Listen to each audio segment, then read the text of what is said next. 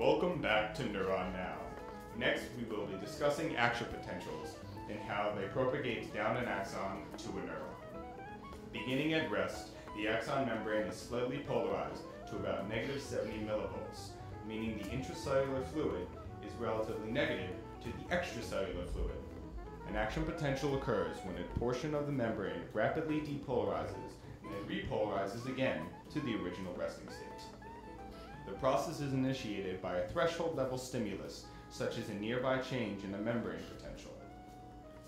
At threshold of about negative 55 millivolts, many sodium voltage gated channels open.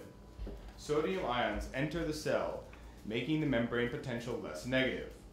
More sodium channels open as a result of a cycle of depolarization.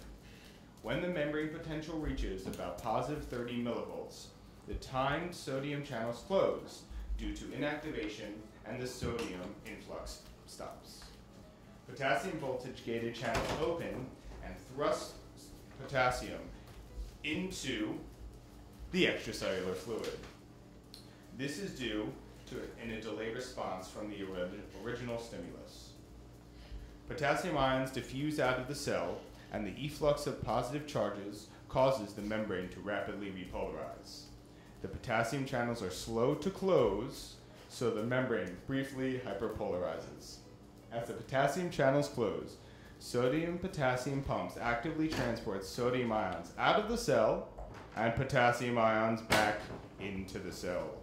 The ion exchange helps reestablish the ion diffusion gradients and the resting potential.